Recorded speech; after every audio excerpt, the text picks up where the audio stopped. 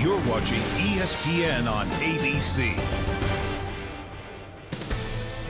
IndyCar racing in the Motor City on a beautiful summer afternoon. What could be better? You're looking at Belle Isle, adjacent to downtown Detroit, where the Verizon IndyCar Series goes racing twice in 2 days on a tough 14-turn street course. For all the drivers and teams, it's time to put last Sunday's Indianapolis 500 in the rearview mirror and get back to business. But we can't do that without one more salute to the winner, Takuma Sato. 11 rows of 3 ready to start. The Indianapolis 500-mile race. It'll be exciting. Let's see who wins. Look at this. 5 wide. Oh my goodness, what a huge crash. It was definitely a wild ride. This remains the hardest 500 miles the race engine will ever run. Here comes another player. That's Sato. Everybody in the top 10 thinks they have a chance at winning this. Here comes Takuma Sato, side by side, and Sato has the lead. Still have 5 laps to go. Castroneves tries to close, Sato tries to defend.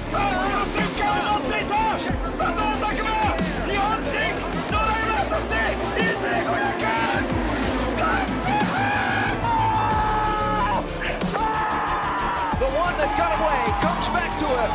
The 101st Indianapolis 500 is won by Takuma Sato.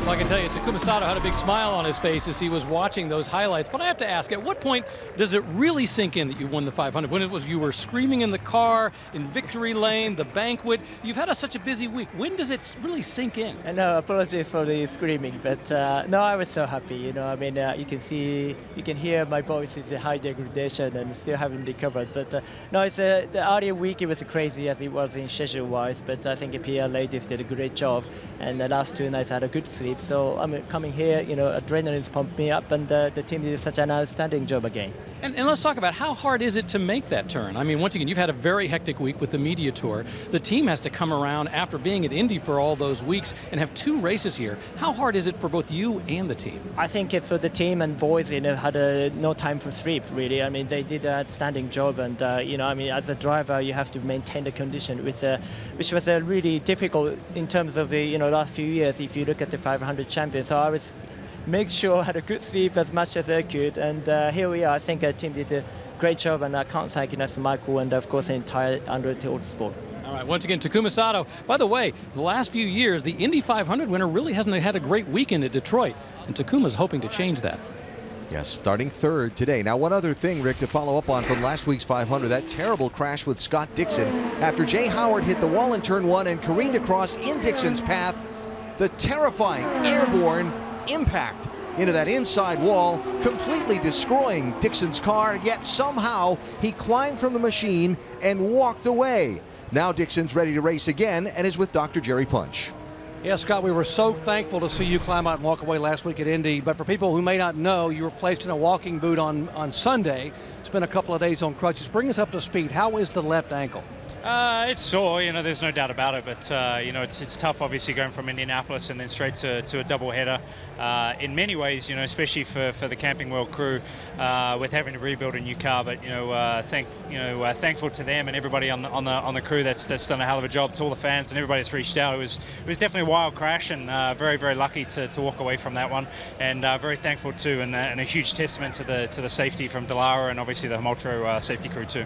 You did a superb job in qualifying here. Now on this bumpy road course, the street course, though, you have to brake 9 times a lap, times 70 laps. That's 630 times this afternoon, and you're a left foot braker. How tough's that going to be?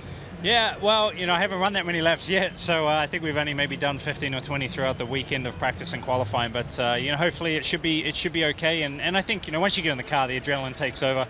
I'm sure tonight I'll be looking for some big ice buckets and looking forward to laying down on my bed. Hey, good luck to you. Thanks, man. Cheers.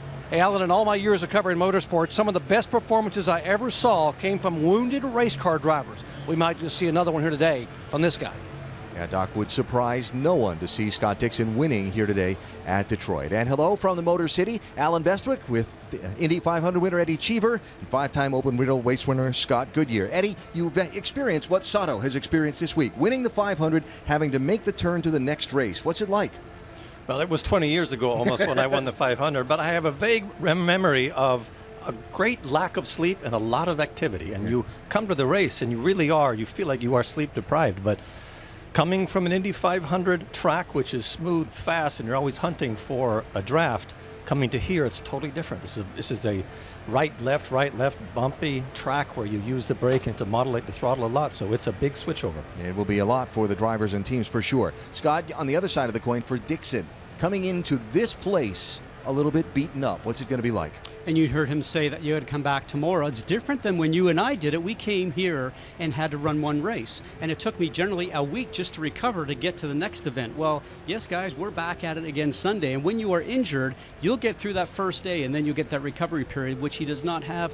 Ice buckets, whatever it is, it just mentally grinds on you. When he gets back in the car on Sunday, if the performance is going to fail, that's when it's going to happen. All right, so Scott Dixon getting buckled in and getting ready to go. One headline made already today. Earlier in qualifying, Helio Castroneves set the fastest time, but his time was disallowed because Michael Aloshin had spun on the track and Helio did not slow down enough during the caution zone, according to IndyCar officials. His fast lap was taken away, so Graham Rahal is on the pole with a new track record. Castroneves will start on the outside of row number 1. And we'll have a look at that starting lineup, get the command to start engines, and get closer to the green flag in the first of the Detroit Grand Prix dual races when we come back to the Motor City after this.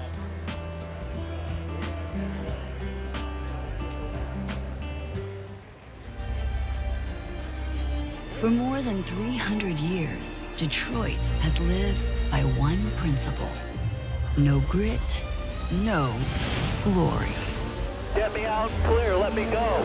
You're tearing shreds off these guys. To succeed here, the only thing that works overtake. I'm killing the front tires. is work.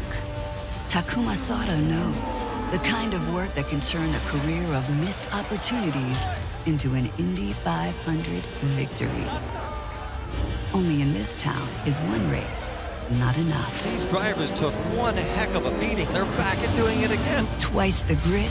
All right, champ, let's bring it home. Twice the glory. It's time for the Detroit Grand Prix.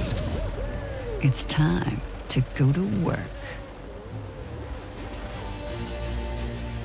Going to take a lot of grit and a lot of work for a little bit of glory today at the Raceway at Belle Isle, Detroit Grand Prix, as the Verizon IndyCar Series gets back to business on a track that could not be any more opposite than the one they raced a week ago, the super smooth Indianapolis 500 Oval, and here to the City Park streets. One is a mental exercise, the other one is going to be physical. Indianapolis, 235 miles an hour. Here, top speed 165, but you are going to be physically beaten by the time that you are done. Oh, they are diametrically opposite. Indy is, like you said, very smooth, and you're always hunting that draft so you can get above 230 miles an hour. Here, the key is just staying away from these walls, guarding your position, and making it good over the bumps, because it is a very bumpy circuit. There is the aerial view of the race course. For a visor cam view, Helio Castroneves took us for a tour earlier. Okay, everybody, I'm Helio Castroneves. Let's go around Detroit Grand Prix. Let's take a lap. We approach turn 1, fourth gear, light braking, very tough. Coming out of the exit in fourth, go to fifth. We get about 165 here. Second gear.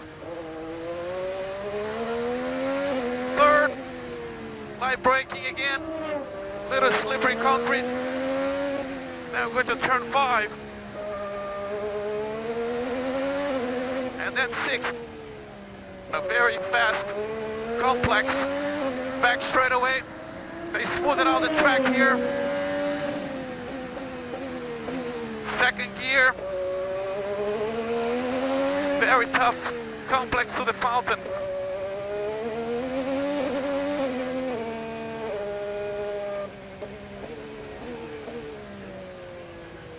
Now getting ready to close up the lap, turn 11 and 12.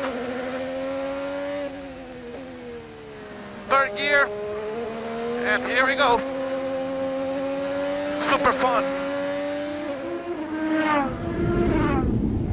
Three-time winner here at the Raceway at Belle Isle, Helio Castroneves. Now, he talked about they did some work to smooth out parts of the track. The long backstretch between turns 6 and 7 down the Strand, as it is, alongside the river. They've done some grinding on some of the bumpier parts here. You'll still see the cars moving up and down as they go over the normal rise and fall of the road, but what made the cars really chatter underneath the driver, a lot of that has been smoothed out between last season and this. And drivers are really appreciating what Roger Penske and the group has done here at this racetrack, but it is a street circuit. You are racing on a circuit that you're going over manhole covers. You can only expect that it's going to be rough. It's not a permanent type of circuit.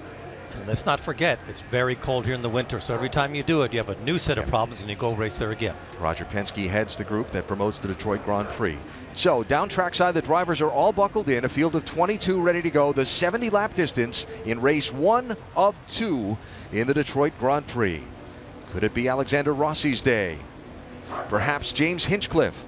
They're all waiting for the words to fire their engines and get the race underway. Let's go trackside. Race fans, it's time for those most famous words in motorsports. Please welcome guard for your Detroit Lions, T.J. Lang. All right, fans, are you ready? Drivers, start your engines!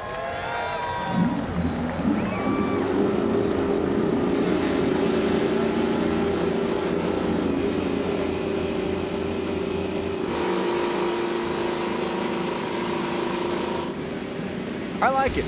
Appropriate energy for the command to start engines. Going racing, the Verizon IndyCar Series in Detroit. Green flag is next.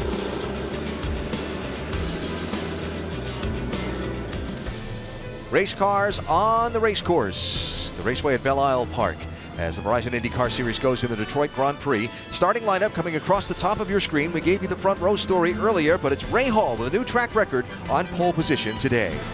Onboard cameras, Tony Kanaan will have the NTT data camera starting 15th. Marco Andretti with the AutoNation camera starting 13th. Here's Ryan Hunter-Reay with an AutoNation camera starting in 12th. And Simon Pagenaud, last year's champion, with the Verizon onboard in 7th. James Hinchcliffe has the Lucas Oil camera starting 5th. We have cameras in all of the top 5 starters. Alexander Rossi has the AutoNation onboard starting 4th. Takuma Sato has the Honda on board starting 3rd. And the front row, Helio Castroneves with a Verizon on board starting 2nd, and Graham Rahal with the turnsfortroops.com camera starting in 1st position. So strategy will be a huge part of deciding the winner of this race. Look at the different strategies taken by the 2 race winners here a year ago. 4 stops for Sebastian Bourdais and 2 stops for Will Power. Jan Bikus on pit road has more on what we'll see today. And Alan, how you choose that strategy really depends on where you're running on the racetrack. If you're a leader, you're going to be very hesitant to peel off and make an early pit stop. But if you're running mid-pack to the rear, why not go for a 3-stop strategy? Come in early, get some tires, you'll be faster on the racetrack, and then if you catch a caution, look, that probability starts to go up as the race goes on. That can vault you to the front. But that's what people don't know, when or if a caution might come out. Doc? You know, it's hard to believe that Helio Castroneves, one of the sport's most popular and talented drivers, is nursing a 50-race winless streak, which makes last week's runner-up finish in the Indy 500 that much more of a heartbreaker. You know, everyone here thinks that could end this weekend. It's good that he starts up front, but historically, this track has been very, very good to him. His last victory lane in IndyCar came here in 2014. His very first win came here back in 2000. In fact, that's the first time he ever climbed a fence. Yes, Spider-Man was born here at Belle Isle, and he just might return here today. Alan? All right, Doc, doubling up for the start. There's a turn right after the start-finish line and turn 3 at the end of the first long straightaway. A reminder, Spanish commentary available by activating the SAP button on your television, presented by ESPN Deportes. Rahal and Castroneves coming to the start of the Detroit Grand Prix.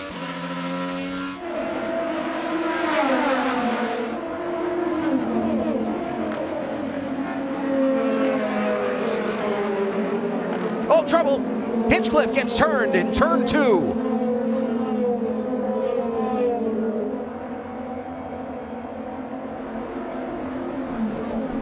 Castroneves inside of Rahal, turn 3.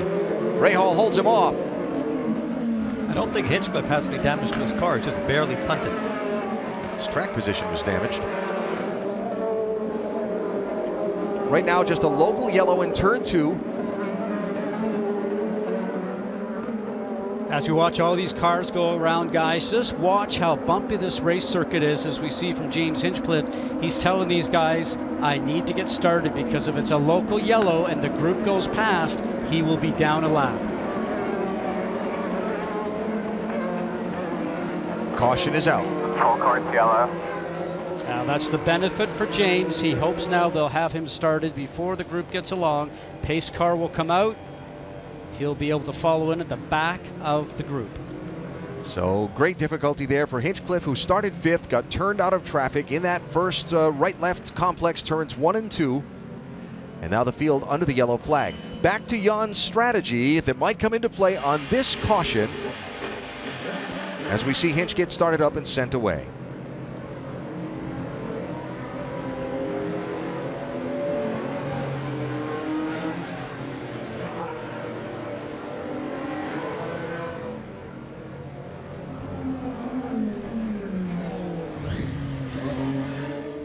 What we're going to look for here, guys, is James Hinchcliffe in the number 5 car, hustling into turn 1 at a high speed. It's a gold car on the top, third one on the inside, heading into turn 1. Back end comes around, and that is actually something that just happens by himself, was not contacted by another car. This is what we call a loose race car. He's dealing with it now, hoping it returns. He cannot get it corrected. As we ride along with this onboard here, let's listen. King in, you're just outside, clear. The back just came out from under him. Wow. Yeah. As we watch from Simon Pagenaud look forward. Yeah, and Eddie, as a driver right now, he'll be thinking that somebody contacted him as easy as that back end came around. He's probably on the radio right now going, man, I think I got hit. But this place does not have a lot of grip, and when your tires are cold like that, I guess if you turn the steering wheel aggressively, that could happen. Everybody is on edge when they're at Detroit in turn 1 and 2. They're 2 of the most difficult corners that you can do, even when your tires are hot. Can you imagine how slippery it is?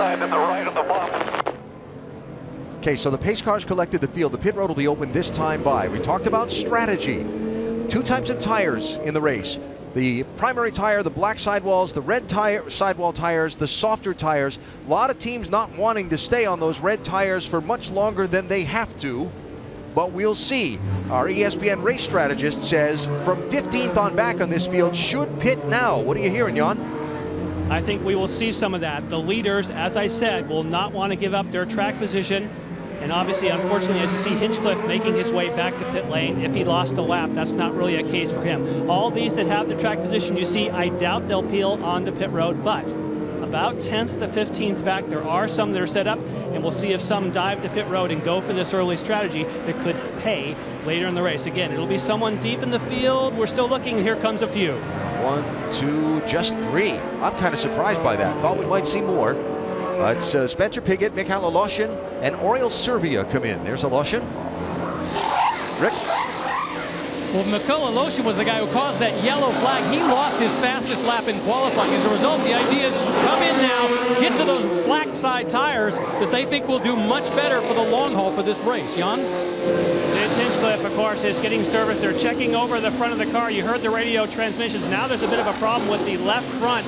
Again, no real panic here because being down a lap, he will now need a miracle to find his way and vault his way through. But no change of the nose. Everything seems A-OK aerodynamically. Yeah, we'll check that, Jan. I believe they got him away before he lost a lap, so he should still be on the lead lap. He just went from 5th, where he was running at the start, to 22nd. I haven't seen many cars spin at the start of Detroit in 1 and 2 and not have at least the front nose broken. So he got away, I would say, almost free.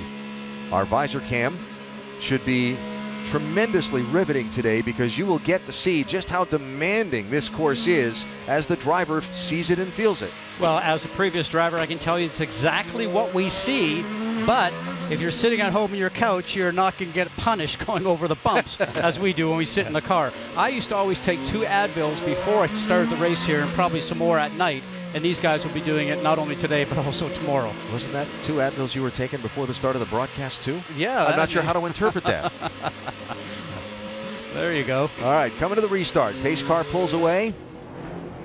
And Graham Rahal, who said if he could qualify up front, he thought he had the chance to win this race. Well, he started on pole position, held off Castroneves on the initial start, and here he comes to lead the field to the restart.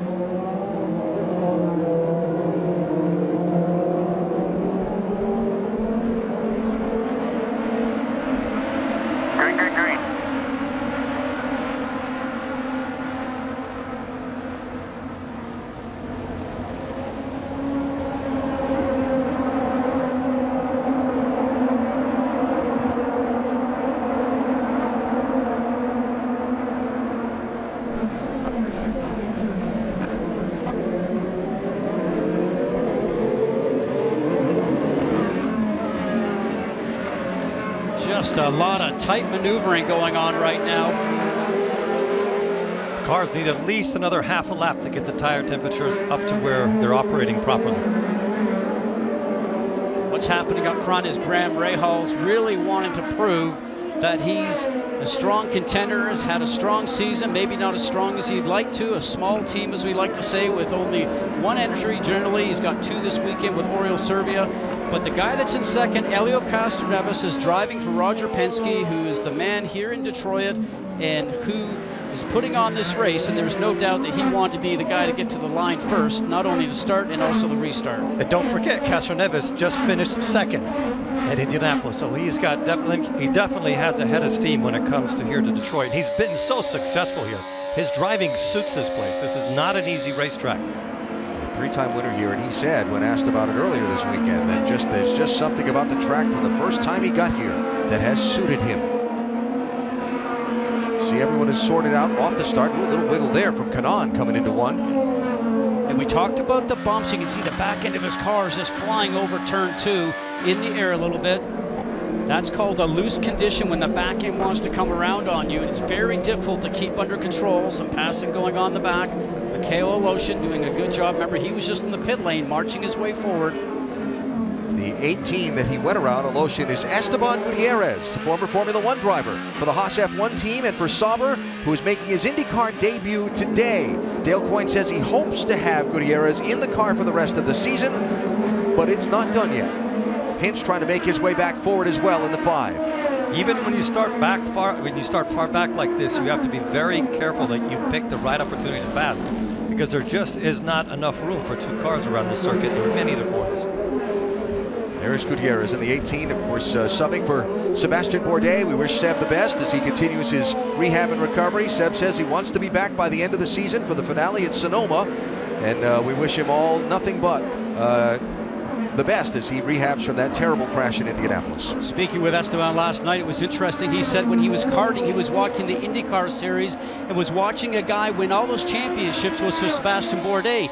He noticed he was wearing glasses, and Esteban wears glasses, so he said, I got on the line, went on the website, sent a note to his website and said, what do you do with wearing glasses? And he said, I got a reply back about what to do when you're a driver wearing glasses. He said, Sebastian Bourdais replied to me, he said, I was amazed. And he says, now I'm driving his race car. Pretty cool, he thought. So after the turn 2 lap 1 spin from Hinchcliffe, we have restarted and gone green, but very early in today's Detroit Grand Prix race, the first of 2 from the Motor City.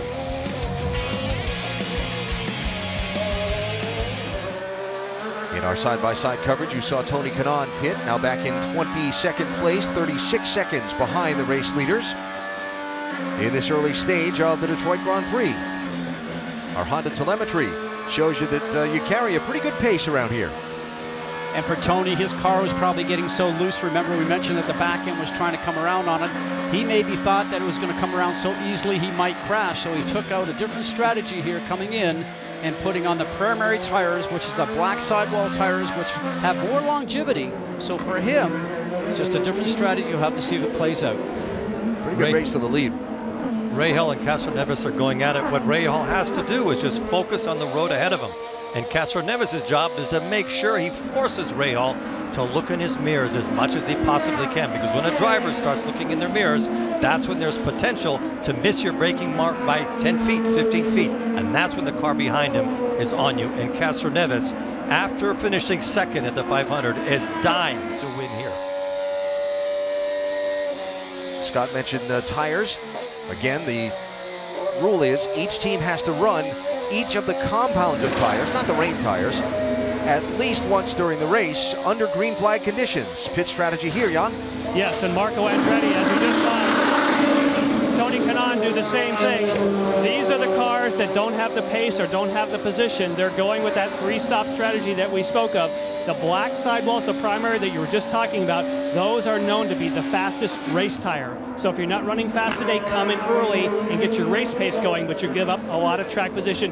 And Alan, you were exactly correct. Hinchcliffe did not lose a lap, my bad. He is on the lead lap, so he's on a similar strategy to these other two.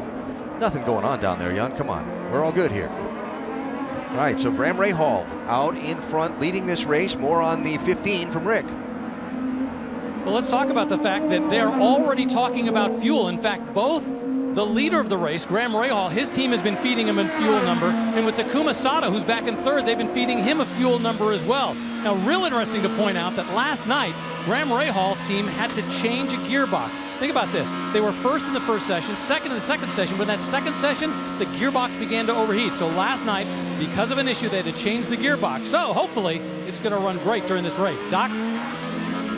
And here is Ryan Hunter-Reay, a scheduled pit stop. This will make it a 3 pit stop race for Hunter-Reay. They started on the used reds. They will peel those off and put the blacks on the primary tire. Now he can run as hard as he wants to go. Front wing adjustment for Hunter-Reay. Taking away first of 3 stops for the day. All right, Doc, there's Hinch getting by Ed Jones. Had that phenomenal finish last weekend at the Indy 500. Jones did. Kind of been struggling with pace here all weekend. I talked to Ed this morning. He said, we just think there has to be something wrong with the car because we just can't get it to go. And so the driver who some felt should have been the Indy 500 Rookie of the Year. I voted for him. Fernando Alonso having a little bit of a struggle here in Detroit. I want to talk more about this strategy thing for just a minute. Our ESPN race strategist has put some numbers to what's going on here. If the race stays green, a 2-stop strategy is about 6.5 seconds faster than the 3-stop strategy because you're slower on the track, but you don't spend as much time on pit road. So you're measuring and calculating this race out in time if you're the engineers. And as far as the tires are concerned, based on the practice data, the red sidewall tires that Josef Newgarden is going to get changed right here will be slower than the black primary tires by about 6 laps from their beginning of use, Doc. Yeah, exactly, Alan. And the red tires, the alternate tires, were slowing down so much. In practice, they only lasted 4 or 5 laps, and he had to come in because he was dropping back. Get the black walls on. Now he's good to go, but he's going to have to make 2 more stops. And those tires are doing as designed, as you guys mentioned. So the drivers love them for qualifying because it gives you the ultimate grip, the ultimate braking. It gives you the ultimate speed around the racetrack. But then when it gets a little bit warm and the tires start to get hot and they start to wear quickly, you get to the blacks. As mentioned, some great battling going on here. Kanaan and Marco. Kanaan and Marco, that's a very explosive duo to be racing against each other. Now this is a little bit deep in the pack. These are all cars that just made the green flag pit stops. Hunter-Reay there in the yellow and red 28 car. He's in 19th place. Marco's in 20th. Kanaan is in 21st. Graham Rahal has led every lap from pole position. Still pretty early on in the Detroit Grand Prix. We're back to the Motor City after this word from your ABC station. Second place, Helio Castroneves is on pit road under green here at lap number 13, Doc. And again, the red tires beginning to go away, and Roger Penske, who calls the race for Helio Castroneves, said, come in, let's put the blacks on. That'll obligate them to a 3-stop race, getting full of fuel down and away. Normal stop for Castroneves, a 3-time winner here. We'll see where he blends in line and how that plays with whatever Graham Rahal's team does. Will Power picking up a spot on Max Chilton. Power surprisingly a little deeper in the field in qualifying, only started 11th in this race. Winner here a year ago, winner of the most recent road course race on the series, on the road course at the Indianapolis Motor Speedway. Now Power just moved up to the 5th position. The guy I'm looking at right there is the number 4, Connor Daly in the ABC Supply Machine. Started 16th, guys. He's already up to 7th. Remember, he started on the regular black sidewall tires, which give you that longevity for the pace. It seems like he's got great pace, and he's just starting to pick up these guys that have been running on the red tires and maybe starting to slow up a bit. Yeah, the only car in the field that started on the primary tires. So he's got better speed in his tires in theory now than the guys that are out there on the alternates, but he still has to put the softer tires on at some point in this race. But if you wait till later in the race, there'll be more rubber on the circuit and the red tires might last longer. When the track is green like this, you really go through your tires quickly. But going back to Daly, he's really good on a circuit like this. Last year he did particularly well. It was his best ever IndyCar result. Finished 2nd here in one of the 2 races a year ago. And did I mention he's built like an ox? I mean, this for him is easy. Yeah, he's the guy you want to take out at night to the bar. He doesn't. His head just rests on his shoulder. There is no neck. Remember that James Hinchcliffe had that spin in turn 2 on lap number 1. A combination of things, others making pit stops, but also him having the 5th fastest car in qualifying has seen him gain some of that track position back, Jan. Yes, and he just radioed back to the team saying the balance is good. And in fact, it says, over the weekend, I've had good balance, but as you see, these concrete surfaces they're going across, he says, ultimately, on these black sidewall primary Firestone, I've been lacking a little bit of grip, but they seem to have found something for the race. Alan McDonald, his engineer, had said, I'm very concerned about the black pace of the Penske's. Once those Penske's, we just saw Castro Neves put them on, I'm not sure that we can stay with them, but right now, he likes what he has. All right, Jan, so as Hinchcliffe is up to the 10th position, here's the Indy 500 winner in, Rick. Takuma Sato brings the car in. He likes it so far. No wing adjustments. But once again, this is a question now as to what they're going to have to do for the strategy. Now, Graham Rahal's literally on a different strategy than the guy who was just running 2nd place. All right, so Sato is in. Max Chilton is also on the pit lane. That's him in the background, and he'll be coming back out to rejoin the fight as well. Hinchcliffe and J.R. Hildebrand. Hinchcliffe is doing the perfect job. When you're that far back in the grid, because if you spin or whatever reason, you cannot think of your position, Scott. You have to think of passing the car that's ahead of you and then moving on to the next one. And if you do that long enough, a driver of his talent, I think, will be in probably the top 6 here soon. Sato back off the pit lane and meshing right in. The 1 car of Simon Pagenaud, a little different paint scheme this weekend for last year's series champion. Black and white car at the tail end of this group of 4. Made his pit stop earlier at lap 12.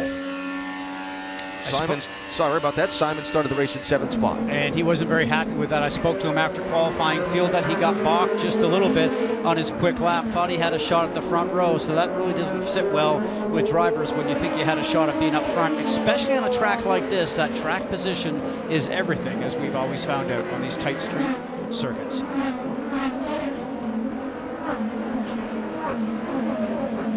Watching this a little deeper in the pack, while Graham Rahal has an 11-second lead on Alexander Rossi and 13 seconds on Scott Dixon. None of them have pitted yet. The first car to have made a pit stop in the race is Mikhail Aloshin, who cycled up to 6th position just ahead of James Hinchcliffe. Remember, they all pitted on lap 2 after the Hinch spin on the very first lap. There's Josef Newgarden getting by Spencer Pigot. Newgarden kind of got caught in traffic after they made the early move to pit road and kind of killed his race pace a little bit back there.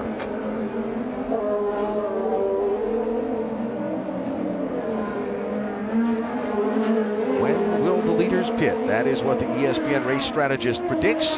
ESPN race strategist, we got our own set of analysts and analytics and engineers to do the same things the race team engineers and strategists do for you. Analyze all the numbers, tell you what they expect to happen and what teams should be doing. And all the work that they do with this all goes out the window, Eddie, if there's a yellow. So then that's when they start to make their money and have to recalculate everything all over again. Yes, you've heard that recalculating thing before a time or two? Yeah, very much so. I always enjoyed being the driver instead of the engineer. Graham Rahal's enjoying a Saturday drive, but he's still got quite a lot of road ahead of him before the checkered flag.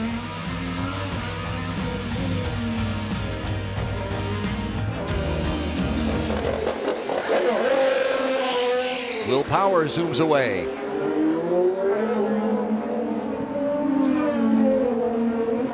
You saw that green number on his roll hoop behind his helmet as he's now going to run a bit of a blocking line.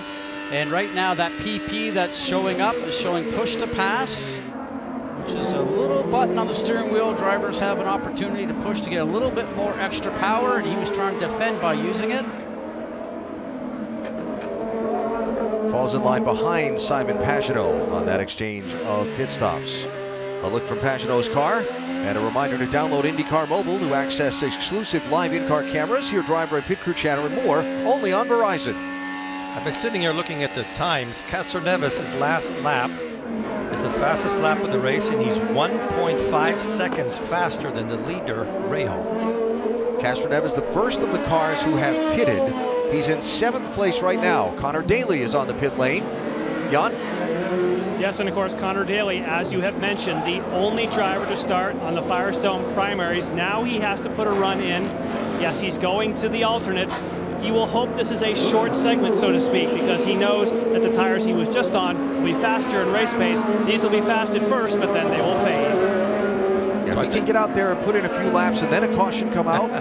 Boy, this caution is the word we use the most at the start of this race. But that's the game, right? I'm old school. I'd rather they're just going as fast as they can and not have to do all this mathematic from the pits. But here's Charlie Kimball looking inside of Gutierrez.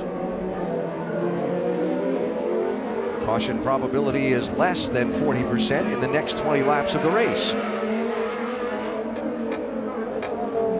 Oh, look how bumpy it is there, guys. Just holding on to the steering wheel is hard.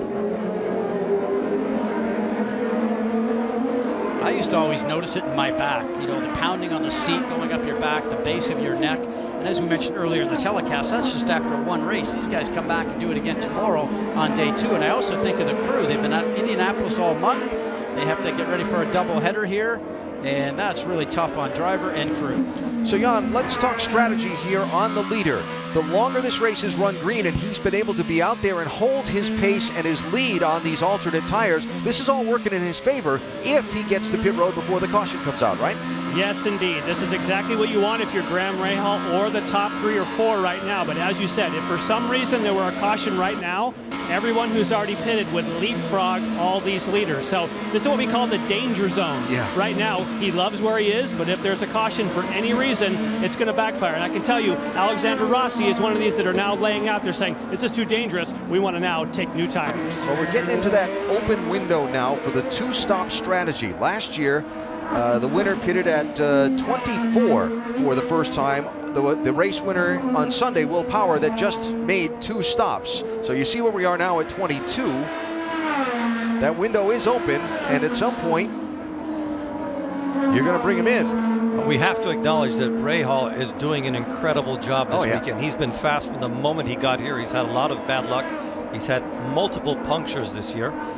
And he's just doing what he has to do. His job is to stay in front, and he's doing that with great ease. I know that strategy is going to play in a very, very important part today, but I hope for his case he doesn't get shuffled out. And those yellows they fall by chance. Hear that his pit crew is laying tires out. So coming up about a half a lap away, we should see the leader on pit road. Box, confirm. Copy, coming in. And he comes in with a lead of 14.4 seconds on Rossi. Got to get there first without a yellow coming out. And I believe he's done it. Not quite.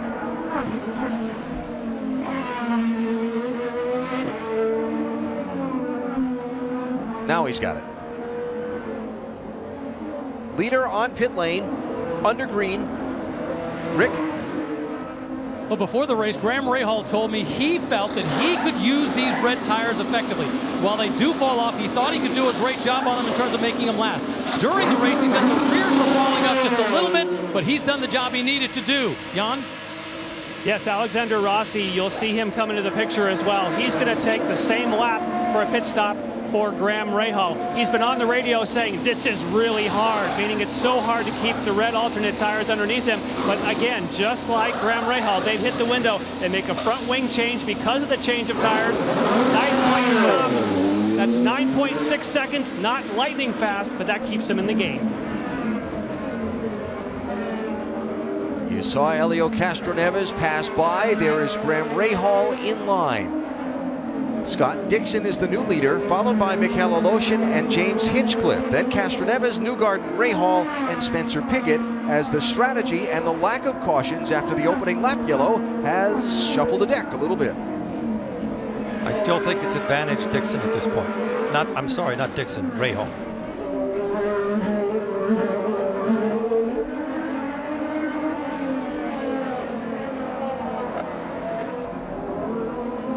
I just find it amazing that Scott Dixon is here being as competitive as he is. Yeah. And, you know, we talked about left foot braking earlier in the show. What changed here many years ago, guys, is that drivers used to use one foot just for gas and brake. And today, now drivers are using the left foot for the brake. So he's got some pain coming in. He's now in pit lane.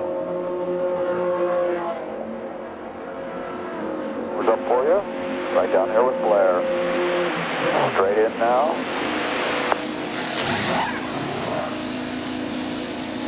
Here's the four-time champion driving with that battered and bruised left ankle. He will make one more stop. 47 is the next time he'll have to come in. So great fuel mileage, great effort by a beaten up Scott Dixon. And Doc, you saw Alexander Rossi just flash by, and then Dixon falls in line. Can he hold off Oriol Servia and Simon Pagenaud? Servia in the 16. You heard Pagenaud's car running on the rev limiter just a little bit. He's pushing hard. He wants to get past Servia.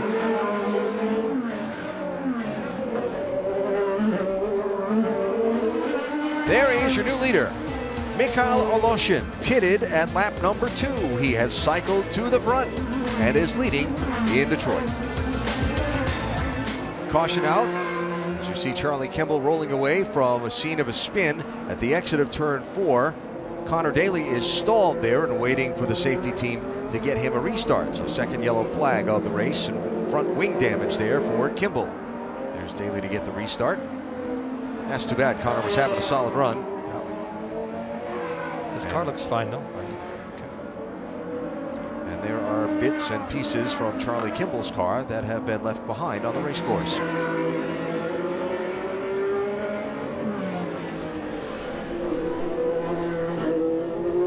Kind of a difficult weekend for Kimball and 83 team.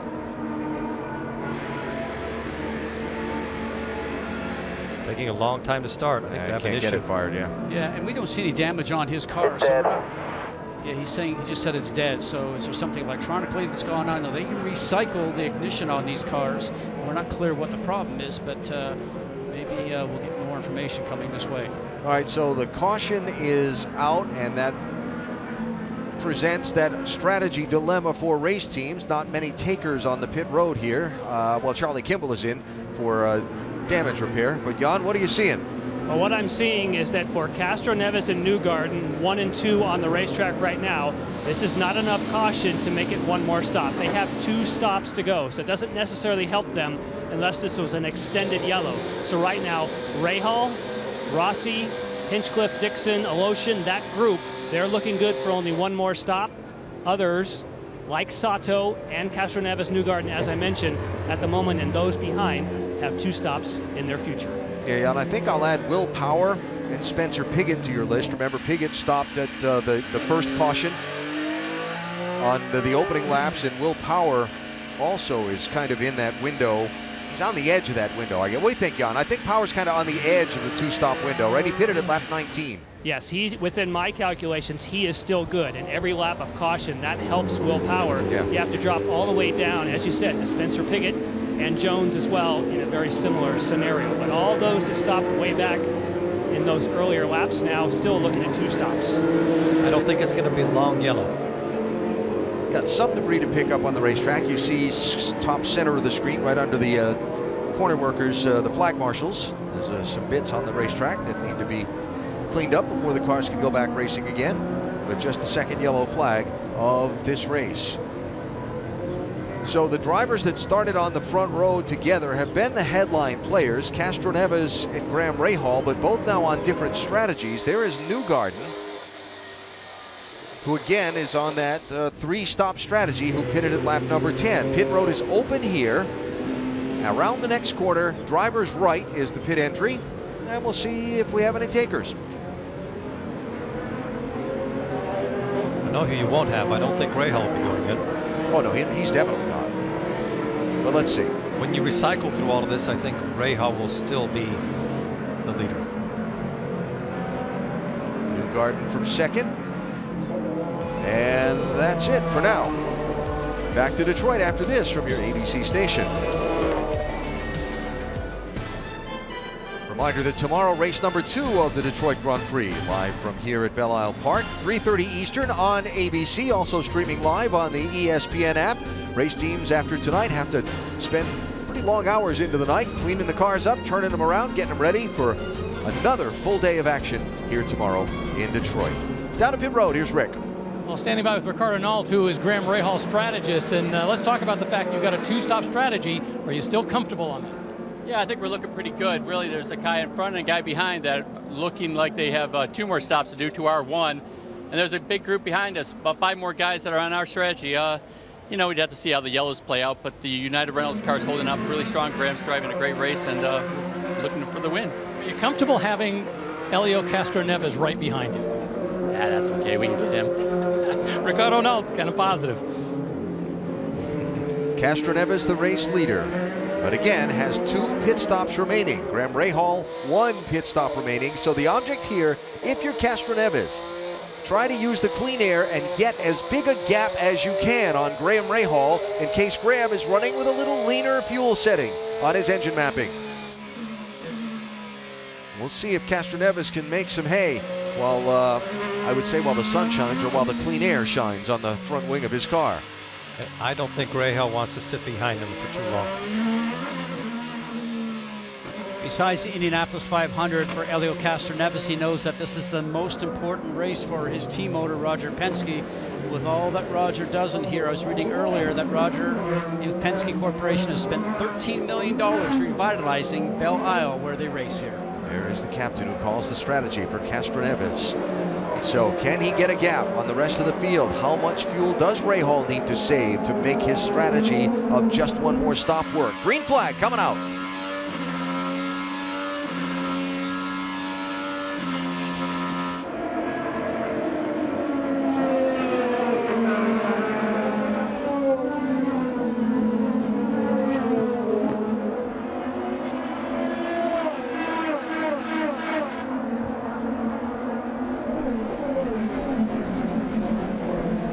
Inside by Will Power on Pagano.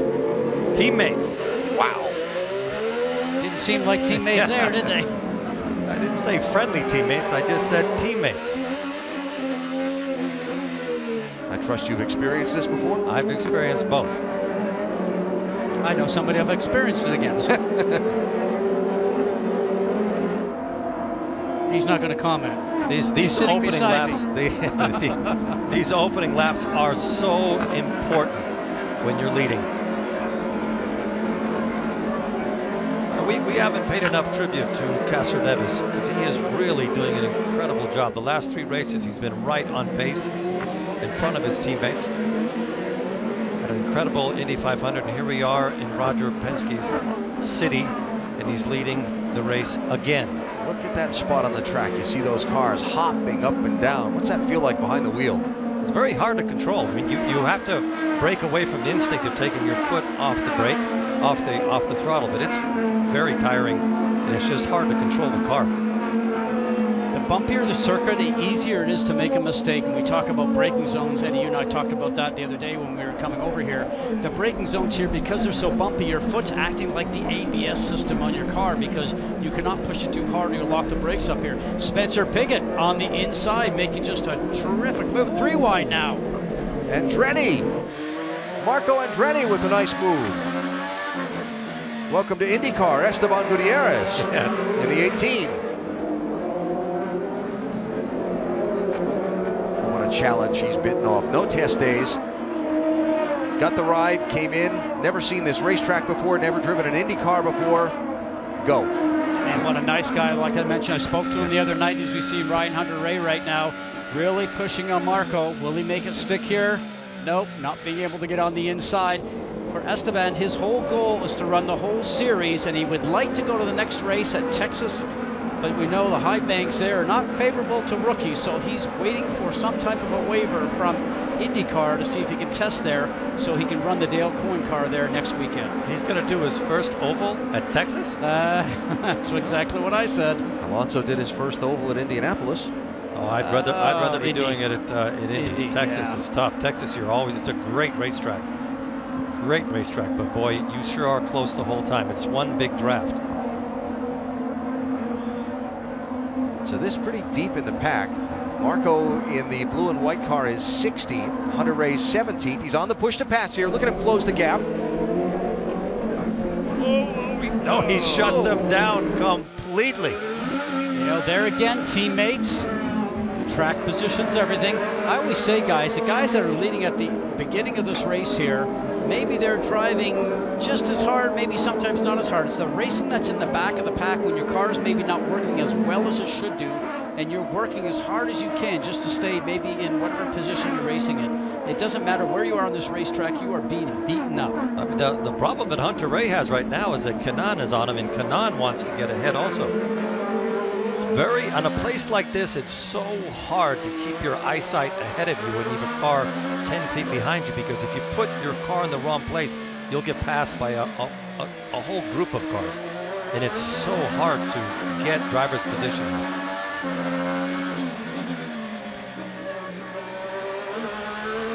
I just want to give you perspective. That was a 90-degree right-hand turn on a city street that Tony Kanaan just took at 90 miles an hour. Speed limit sign says 25 by the side of the road, by the way, but they're ignoring that today here in Belle Isle. Helio Castroneves is the leader of the Detroit Grand Prix. Simon Pagenaud tied for second in the championship, entering this race on what's another huge weekend for championship points. Saw him get shuffled by his teammate, lose a couple spots. Now they've shuffled their strategy, and Pagenaud just on and off pit road with the halfway flag showing in the race. 35 laps down, 35 to go. There's your leader, Helio Castroneves. Our ESPN race strategist projecting that we should see Castroneves in now or very shortly. He's only opened up a 5.5 second gap on Graham Rahal. Here he comes.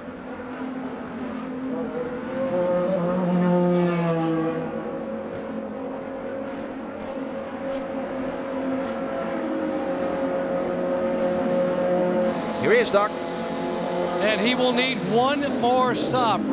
Roger Penske calling him in. They will take blacks off, put black stickers back on. Castroneves, a three-time winner here, trying to get his fourth victory. First win in 50 races. He's down and away, and will need one more stop here in another 24 laps. And that was a quick stop. Trying to hold off Spencer Pigot here in line. This would be for 12th and 13th place. Castroneves will have none of it.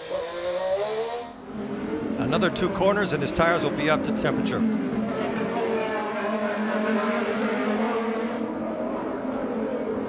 So Helio from +5 seconds to -18 seconds with the trip down pit road. And between Rahal and Sato, who's running second, there's a 4.4 second gap. So this race is still open.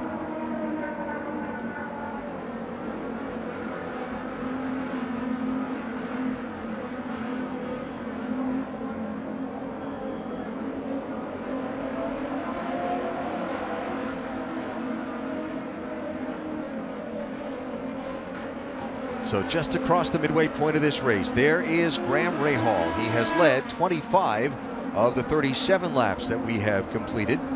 There's the gap back to Takuma Sato, the Indianapolis 500 winner, 4.5 seconds behind Rahal in second. There's Rossi in third, Hinchcliffe in fourth. Remember, Hinch got spun from 5th starting place, turn 2, lap 1. Scott Dixon running 5th. Then Mikhail Aloshin in 6th. rounds out this lead group. You saw Connor Daly's car in the background of that last corner. Daly did get out of the car. They said that the team tells us it just shut off. They can't figure out why. So Connor Daly is out of the race.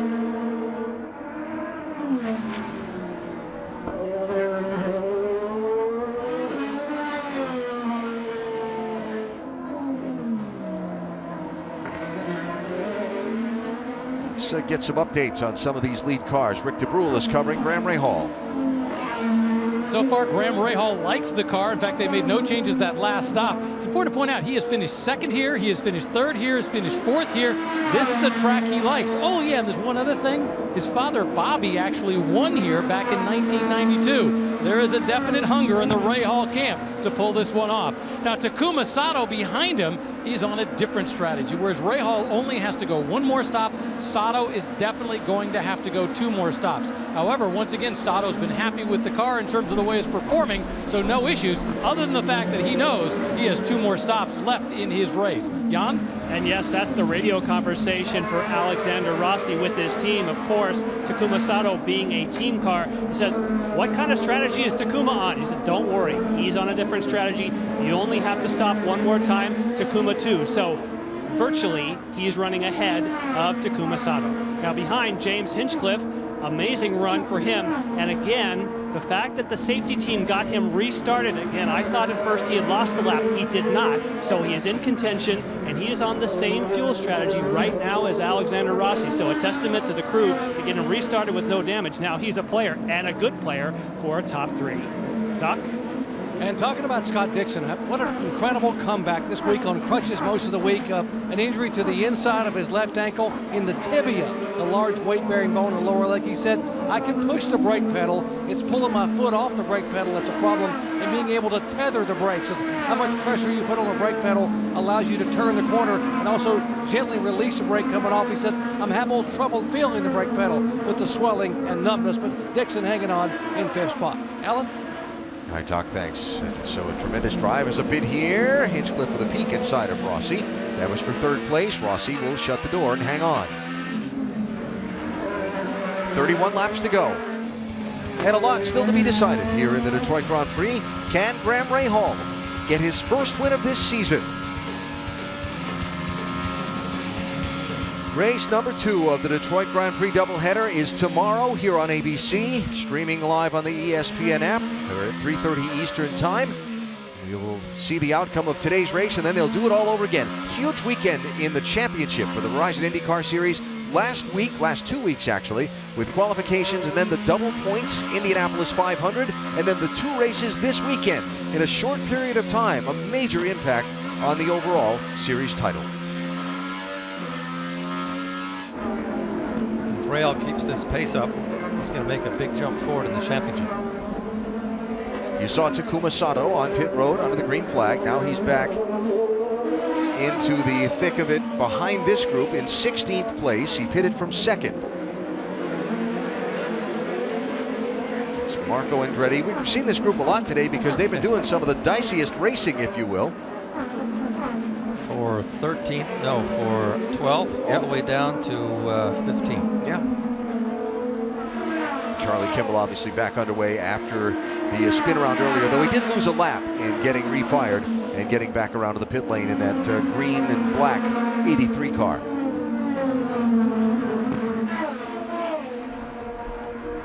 This is a very impressive run from Rahal.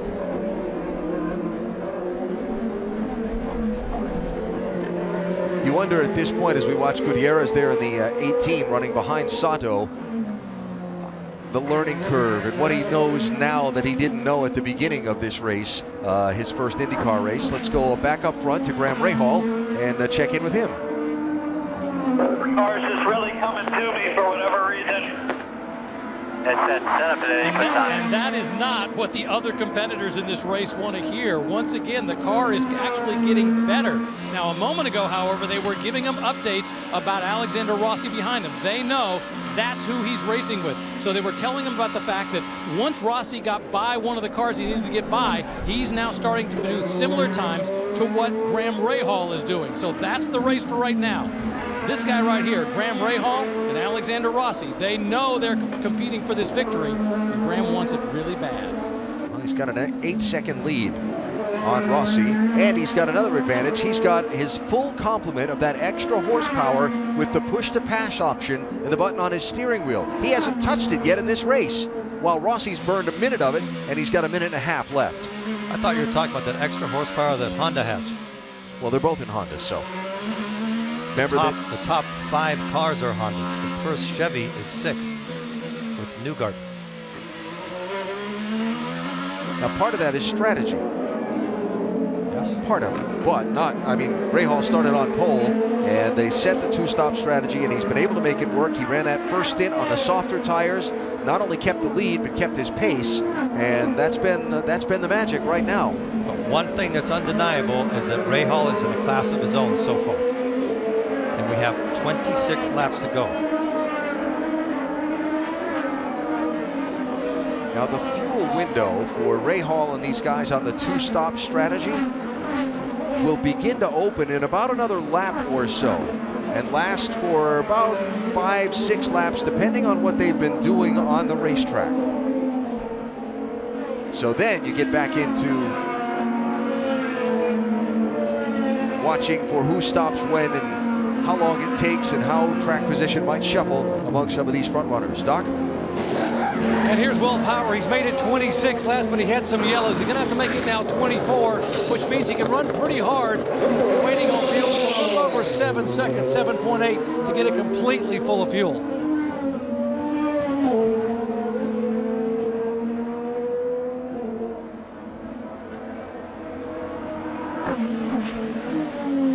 Hearing from pit road that it's a couple of laps before we will see Graham Rahal on the pit lane. So we'll take a break from here at the Detroit Grand Prix and come back in time to look for the leader to make what should be his final stop. We're back to the Motor City after this from your ABC station.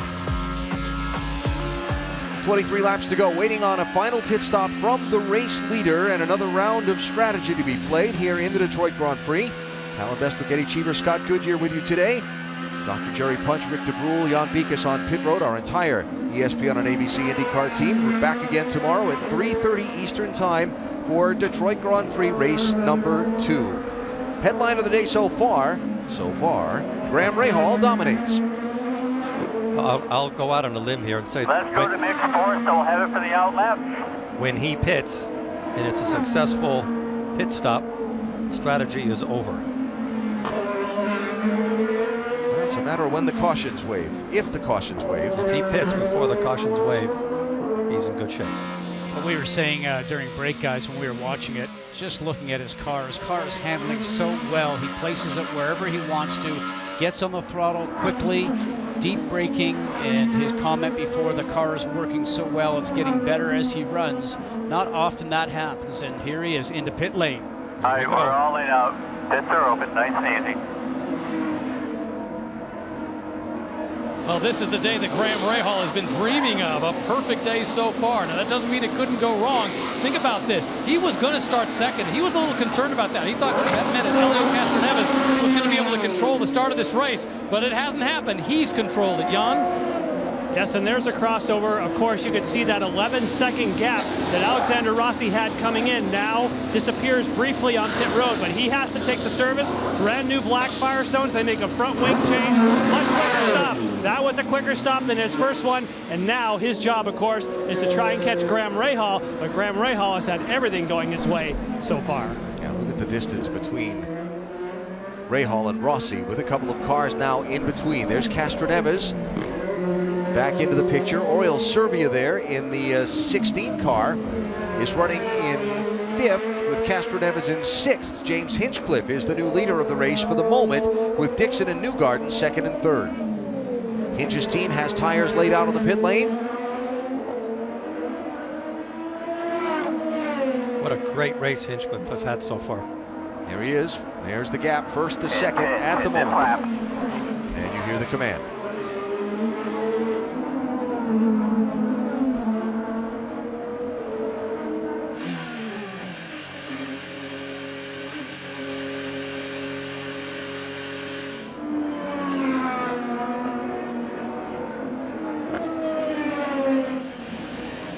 And James has been happy with the balance of the car, and he's one lap later than those that he's battling. That'll help him just a little bit to use some fuel. But again, what an incredible comeback for James Hinchcliffe. Quick stop, 9.4 seconds.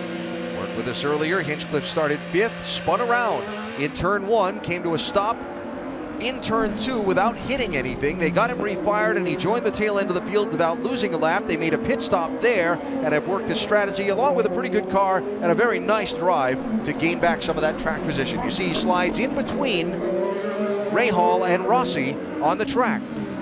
So a pass on the pit lane there, and through the strategy for Hinchcliffe over Rossi.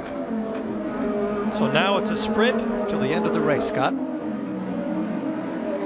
At this point in time, when you go and you make changes during your pit stops on tire pressure, and we saw some wing adjustments, drivers are relating information during the run back to the teams, telling them where they're having a problem and what they need to do. As we watch Dixon come into pit lane, let's see if he does any wing changes, but possibly even some tire pressure changes to improve the car.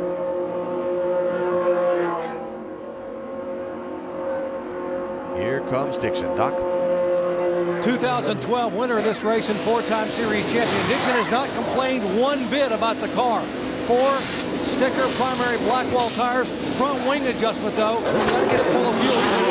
Right in front of him, Josef Newgarden. Got to get it full of fuel. And a little bit of delay leaving cost him maybe a second. 8.5 seconds. They were through with the stop at about 7.6.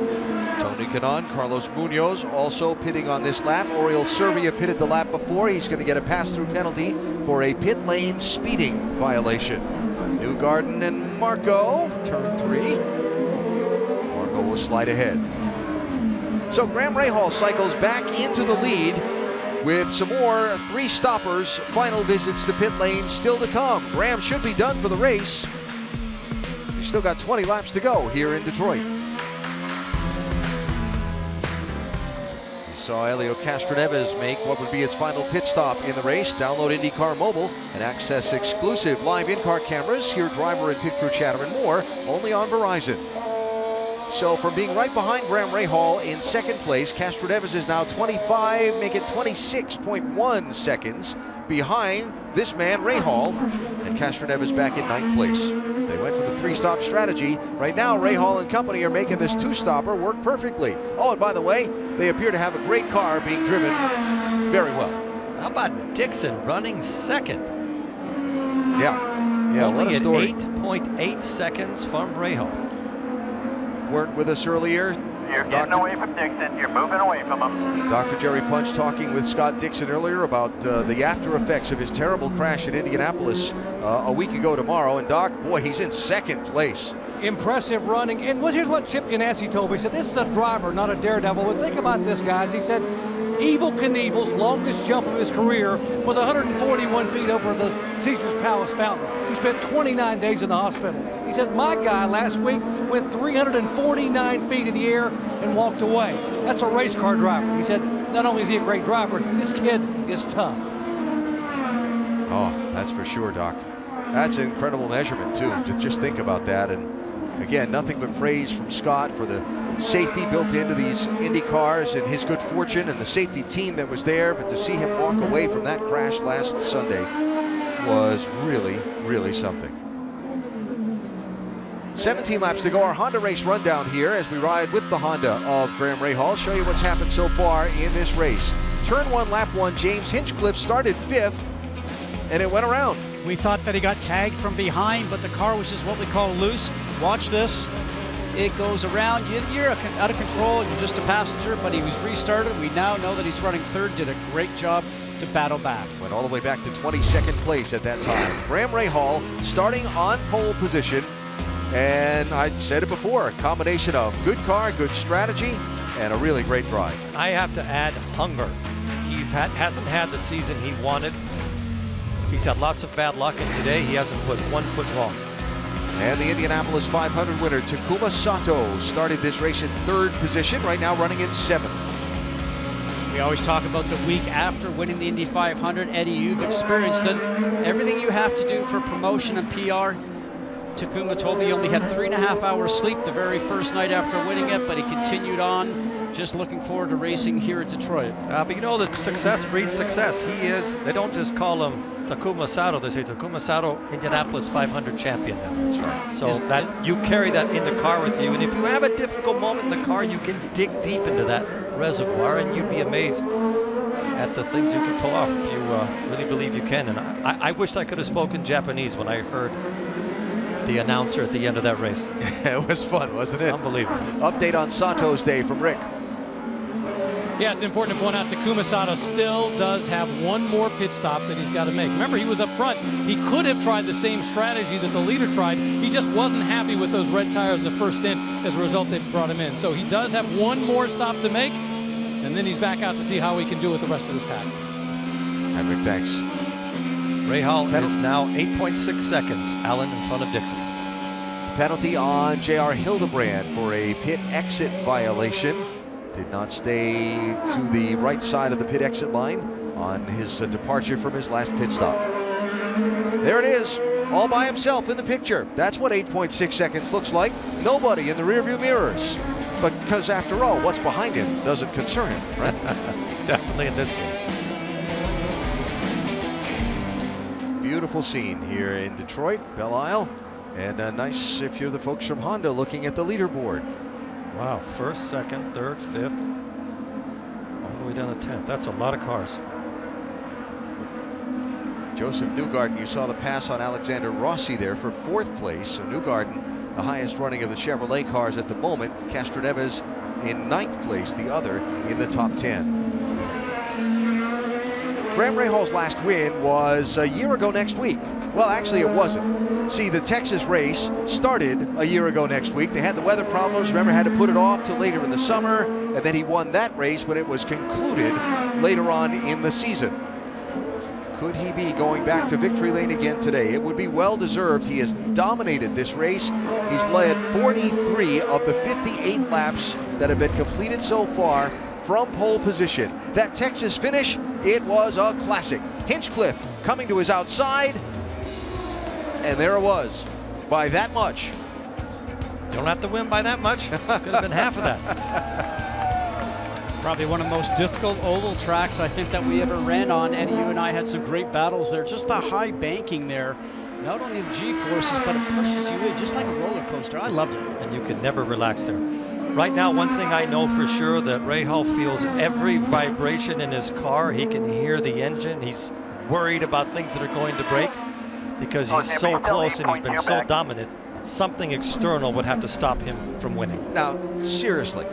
I was serious. I've heard drivers say that a lot, but really, did you really feel and think about that stuff when you're trying to keep it between the walls and hit your gear shifts? And everything, because you have a lead. You don't have that many laps to go.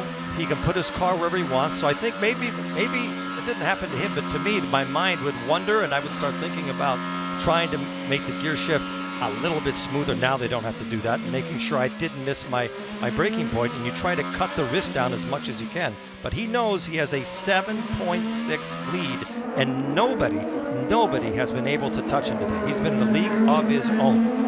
Well, that's where I wanted to go with that, because originally it was a 9-second lead. Just a while ago it was 8. So for Scott Dixon, he's starting to click off just a little bit of time. Does he have enough here just with the remaining laps left to go? But you talked about making your shifts. Obviously we have paddle shifts on here.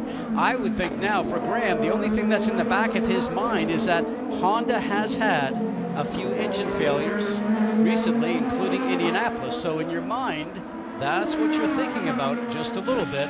Otherwise, you're just marching forward and hoping everything is perfect. But you cannot compare the engine stress that an engine goes through at Indianapolis, where you are full throttle for 95% of the time, compared to this place.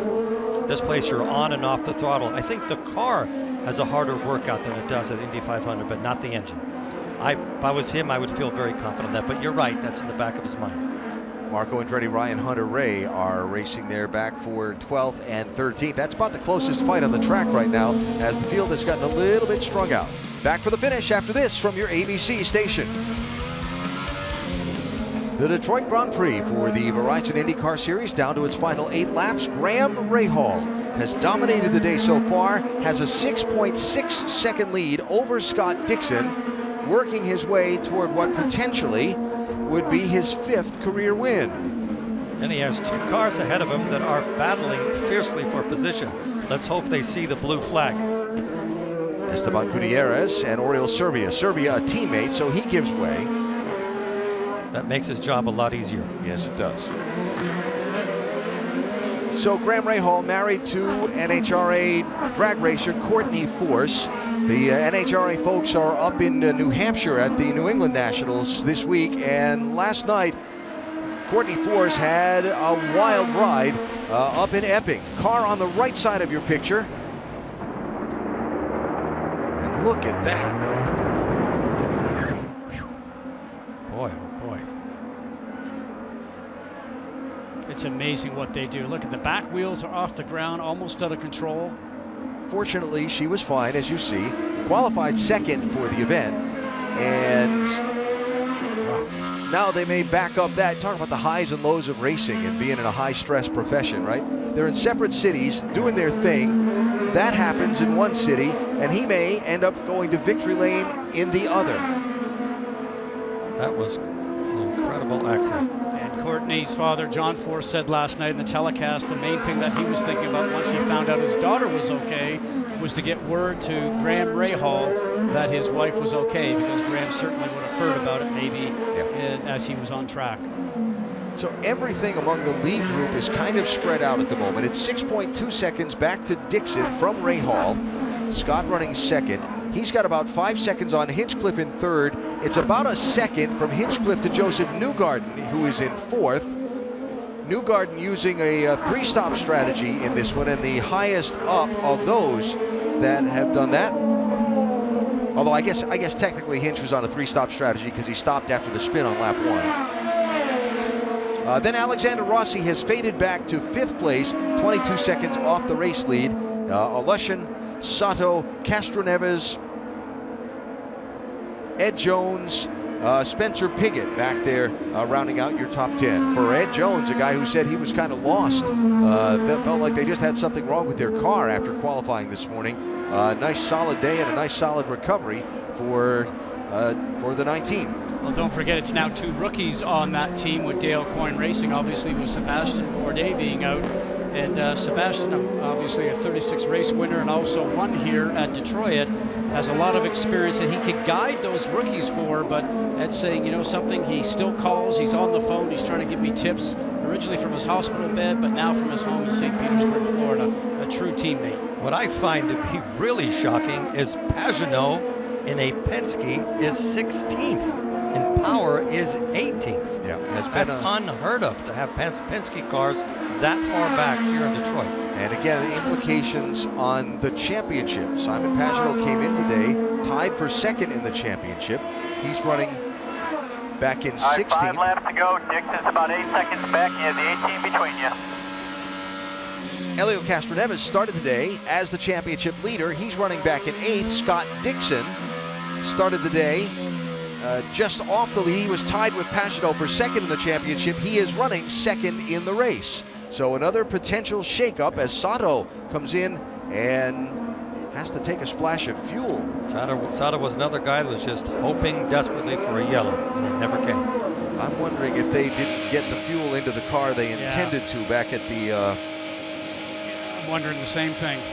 Hey guys, I can add on that. They were always planning that they had to do another stop all along. They were just hoping, like you said, that they were going to get some yellows that were going to be able to stretch it out. But they knew all along they were going to have to do an extra stop. All right, well, so much for that finish. That's right, you did tell us that a little while ago. My bad, Rick. We haven't heard one radio transmission from Dixon complaining of his ankle, but I'm quite sure, Scott, it's incredibly painful by now. These last 5 laps to go, it just takes a lot of discipline to keep your mind on the job of driving and trying to catch the leader. Did you really think you'd hear Scott Dixon complain? I think Scott Dixon actually is 4 laps New to Zealand. go, 7.5 seconds back to Dixon with the 18 between you.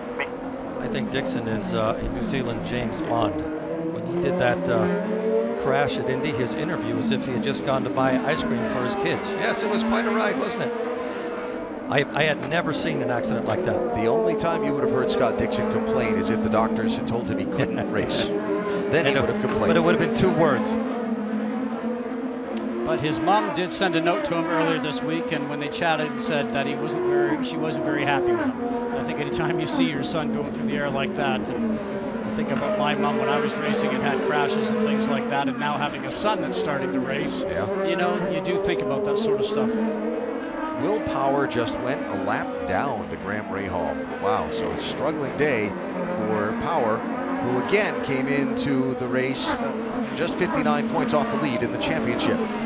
We were talking about Scott Dixon, and Doc spent a good bit of time with him yesterday after the conclusion of all the day's activities. Yeah, it's amazing how Scotty didn't want people talking about his injury, talking about what he had endured at Indianapolis. He sort of got bashful about it. He said, I don't want people talking about my left ankle, my left leg. If it's broken, it's not broken. He said, I want to focus on what's going on here.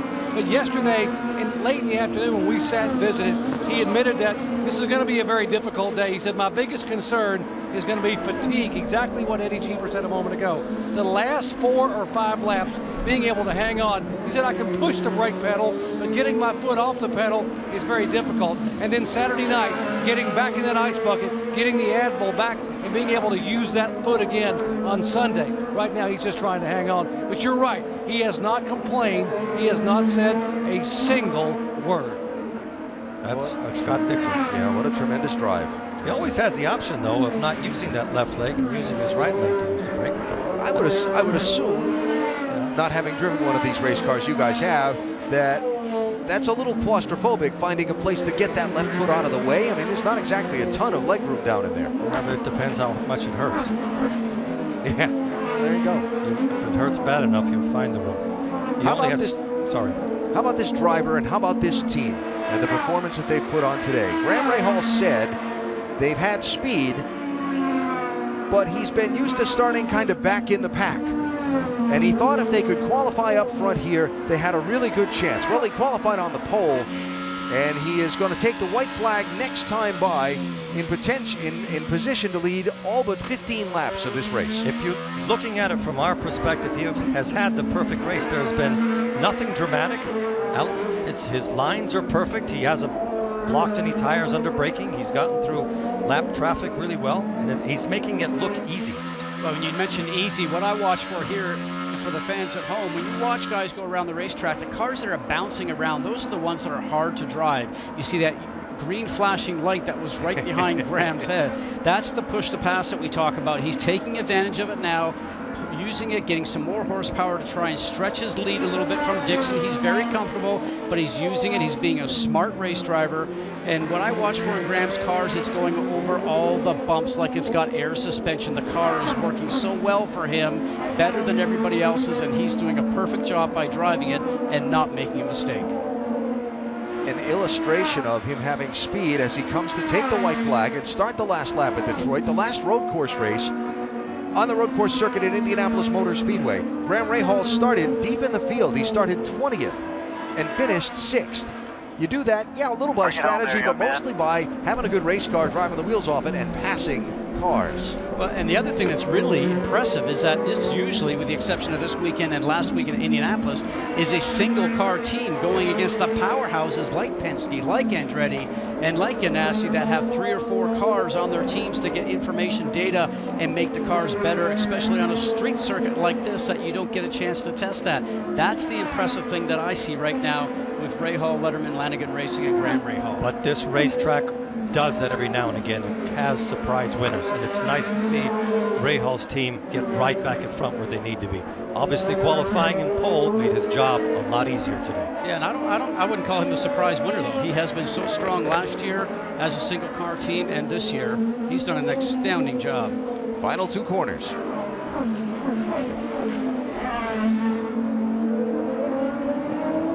7th different winner in 7 races this season for the Verizon IndyCar Series, and career win number 5 to Graham Rahal at Detroit. All right. Thank you.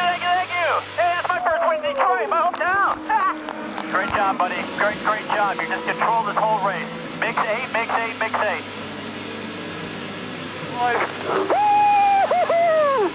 We won it, baby.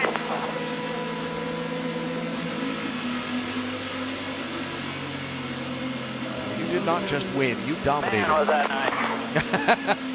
I guess.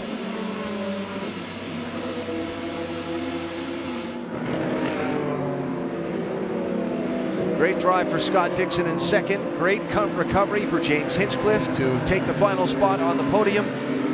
But this day was all about this third-generation driver from New Albany, Ohio, Graham Rahal.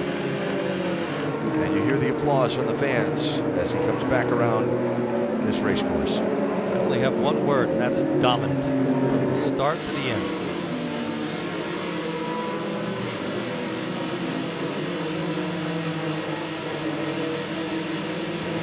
Their sponsor of this race donating money for lap sled and things like that. It's gonna be a lot of money contributed to the cause today with that win. The extra kick in as well there. How important is it for Honda to win here at Detroit?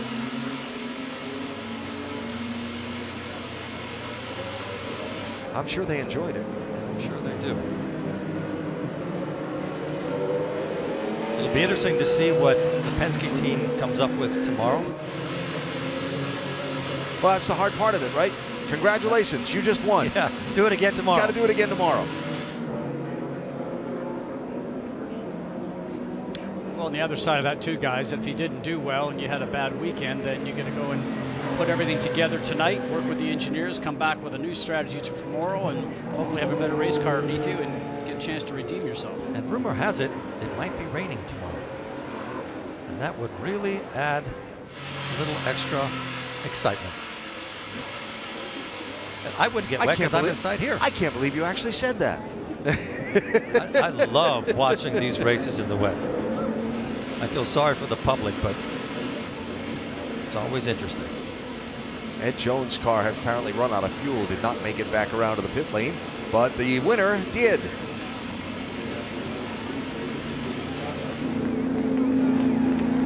Sure makes up for that horrible accident his wife had yesterday.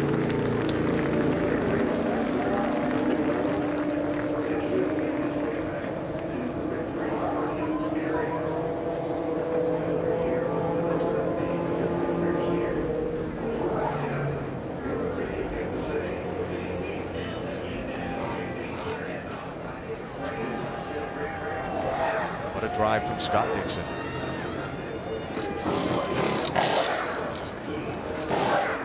No fuss, Dixon.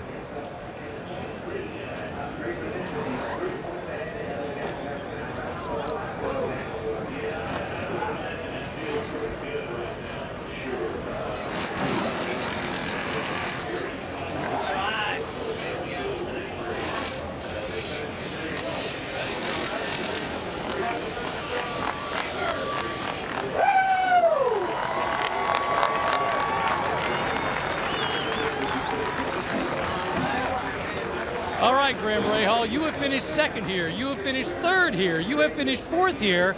Oh, yeah, and did I mention that your father, Bobby Rahal, won here? How good does this feel as he gets congratulations from the entire crew?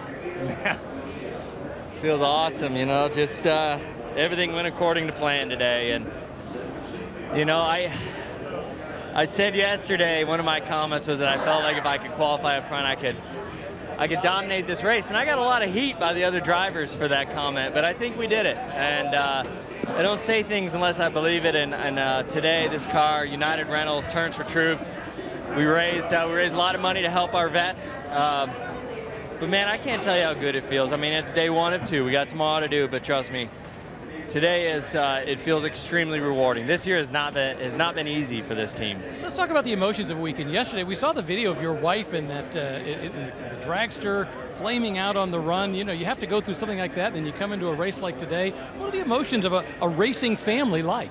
Well, I wasn't very happy last night, I can tell you that, and she'll tell you that. Obviously, I don't like seeing stuff like that. You know, I mean, I guess it's the nature of the beast, but certainly as a husband, I don't like to see it. But anyway, she's all right, which is good, and hopefully she can get a win there tomorrow. But look, you know, I've been pretty focused on what's going on here. You know, I wanted to win. I wanted to get a win for this team, for United Rentals, Steak and Shake, Pengrade, all of our partners, Hyatt, that have put so much into this.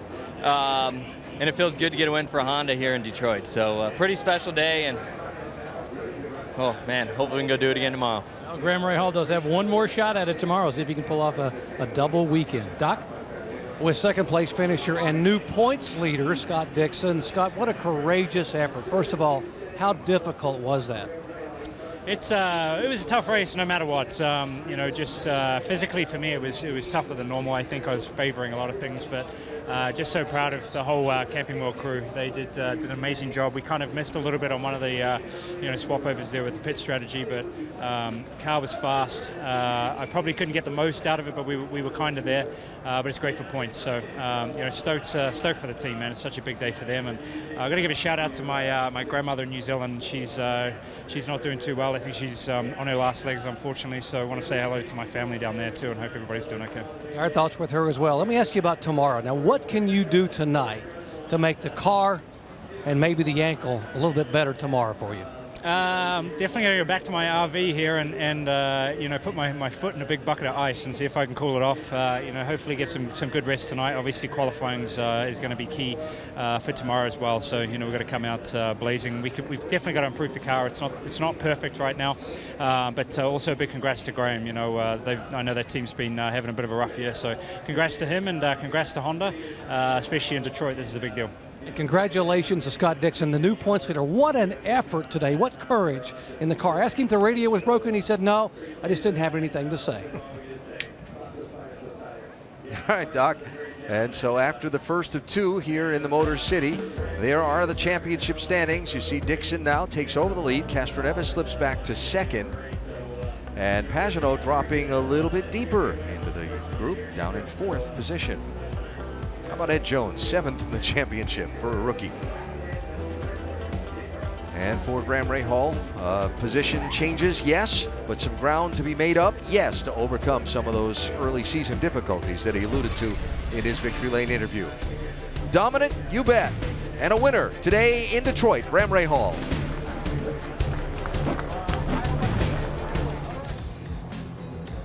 A look at the finishing order from the first of the two Detroit Grand Prix races. Graham Rahal is the winner. Most laps he had led in a race before today was 27. At Texas back in 2012, he led 55 in this one.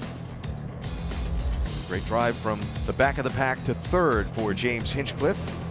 You see that J.R. Hildebrand was the last car on the lead lap, and others like Will Power, who had to stop for fuel 3 times and then stretch the fuel because of the strategy, wound up finishing way back in 18th place. How about that trip through the day for James Hinchcliffe, Jan? Yes, maybe we should call it the comeback kid for today, the mayor of Hinchtown, James Hinchcliffe. And when you spun just around this corner over here and you killed the engine, at that point you're thinking you're in huge trouble, but somehow you recovered. Yeah, I mean, certainly a suboptimal incident. I mean, I thought I actually got tapped. Apparently I didn't.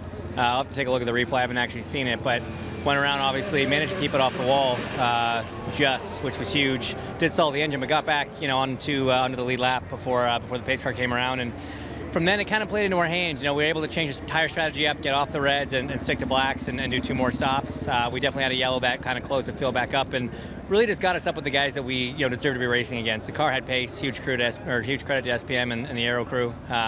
Good pit stops, and keeping Josef behind us there at the end was trouble, but I really wanted a Honda sweep on the podium. So congrats to Graham, and happy for the guys, happy for Mikhail, top 6. Hopefully we can do it again tomorrow. Now you talk about the good fortune of getting restarted just before the pace car came, but it also forced you to make a pit stop. And that strategy decision today was difficult for people, but by forcing you to come in early, that really played dividends for you perfectly for the way the yellows fell. Yeah, I mean, that was a strategy from the start of the race, but normally it's one that the guys near the back employ. So we found ourselves at the back, we decided to do it, and we came out on top of it. So again, I mean, good strategy call from the crew. Managed to not have to run around on the reds, which a lot of guys were struggling with by the end of a stint. So that did help. So it's just, it's one of those things, even starting in the top 5, sometimes that strategy plays off, and it worked out for us today. Well, congratulations, and more tomorrow, huh? Fingers crossed. James Hinchcliffe, of course, that's 1, 2, 3 for Honda at Chevy's home track. Doc? And Josef Newgarden was the highest finishing Penske driver. He climbed out of the car 4th, but he had a big smile on his face. And Josef, well, you were smiling because you were telling the team we were 1 yellow away from winning this race. Explain. Well, I think so, potentially. You never know, right? It's always in hindsight. But I think we had a rocket ship today, for sure. We had a good car. Fourth is what we could recover to with the yellow. Just, bit us there. It came out. We took a risk by stopping early on the reds, but you never know if that's a risk, because if the yellow doesn't come out, I think it was the right strategy. We were able to, stay out in front of Rahal when he pitted for the first time. So then if the yellow doesn't come out, it's a matter of just out-racing him from that point. So when the yellow did fall, then we had to recycle to the back under the caution, and then it was just about trying to drive as far up as we could, and fourth is as far as we could come from, I think, 13th or 14th. So a great car underneath us. Thanks to Hum and Verizon, we always have a rocket ship, and was nothing short of that today. So we'll go on to tomorrow and try and have another good result and maybe even a win. You mentioned tomorrow. Now, what would you do differently? Some of the guys were able to tease those reds early on to like 19 laps. Would you consider wanting to make your car last that long tomorrow? Well, it's tough. I mean, if the yellow didn't come out, I think our strategy was right. We played the strategy correct. We just didn't forecast the yellow correctly. If the yellow does come out, we know the yellow is going to come out like that tomorrow, then we got to stay out. So it's just a matter of understanding the probability of that and trying to catch it in the right way. And we didn't catch it the right way today, so we'll talk about how we want to play it tomorrow. But it really depends on where we qualify. We qualify up front, then probably we'll try and do a strategy like Rahal did today, because that's just a smart play when you're running first in the race. Well done. Thank you very much. Talking about tomorrow, Alan, what can they do? What can they predict? When will the yellows come out, and how much thinking will go into what happens tonight for tomorrow? Sometimes when the computer says you've got an 80% chance of a caution coming out, that other 20% happens. So the way the race unfolded today, perfect for Graham Rahal as he rides over to the casino, which is where they have the media center set up for the post-race interviews and the podium celebration.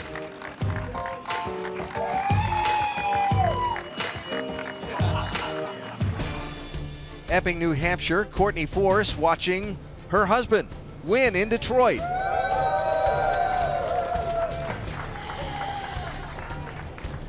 And here in Detroit, the other family moment, Bobby Rahal waiting for his son to get to the podium. Get your Buckeye head out, Graham. I don't know that. So Graham Rahal comes away the winner, Scott Dixon second, and James Hinchcliffe third. Eddie, Scott, your thoughts on what stood out from today's race the most to you? Obviously, Rahal being as dominant as he was, but I expected a lot more from the Penske team than what they showed. We are in Detroit. This is the headquarters of Penske. And it didn't happen for them today. It didn't happen today, but I suspect there'll be a resurgence tomorrow. There'll be some long meetings over there at Penske tonight. long engineering meetings, absolutely. For me, it's nice to see Graham Rahal and the one-car team that Rahal, Letterman, Lanigan is go against the Penskes, the Ganassis, the Andretti Autosport. So for me, right now, when I watch this, you think about these small teams, along with even, I would say, the mayor of Hinchtown right here, James Hinchcliffe, another small team, a two-car team with Sam Schmidt Motorsport. These guys are going against these big powerhouses right now, and they're proving that they can run up front. It's very impressive. Let's talk to some more of the drivers who just finished competing in today's race. Jan? And a great start for Alexander Rossi. Certainly on the first segment on reds, the team called you and said, hey, hang on, try to do 22 laps on reds, and that was better than expected. Yeah, it was. It was tough. I mean, we struggled for pace on the beginning of all of our stints, but the end was better, so we need to understand that, and the reds were way better than the blacks, which was a surprise today.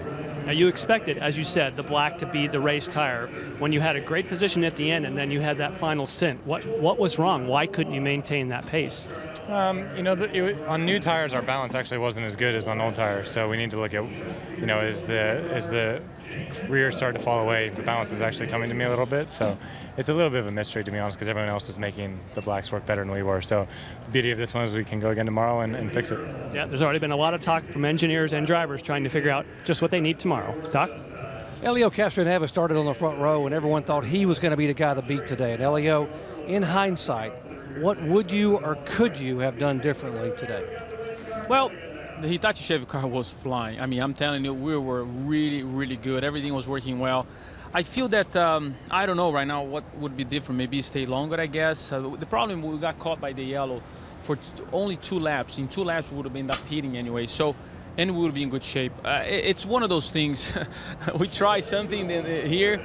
We have a very good car, but it didn't work it out. I mean, obviously, we did a very good job in keep it up and try. Obviously, 7th place sucks, but I had such a great time, man. I was qualifying from the beginning to the end. It was so much fun. Hopefully we can do, well, the good news is we're going to do everything over tomorrow, and hopefully the weather stay like this. But I tell you what, great run. Man, I drove the heck out of it. This is Detroit. It's Team Penske. This is Rogers Racetrack and Rogers Race. He loves this place. What do you do tonight? I know, what do you do differently tonight? I know a lot of guys are talking about what Team Penske might be able to do tomorrow. You had a good race car. So did Josef Newgarden, who came by a moment ago and talked to you. What's different tomorrow in terms of what you do? Well, we got to go by step. Obviously, we got to go qualifying. We want to make sure that we get what we supposed to get this qualifying, and unfortunately they took it away, our pole position. But what we're going to try to do is the same up to qualifying, and hopefully stay in course. You know, try to be a little longer on the red tires maybe, or do something like that. But at this point, we just we can't control things outside of our control. You know, and hopefully the weather stays like this. Sounds like it's going to be raining. We got to see. But right now, I wouldn't trade or change anything because the car was so good, and I know we can win tomorrow. You have advice for Dixon?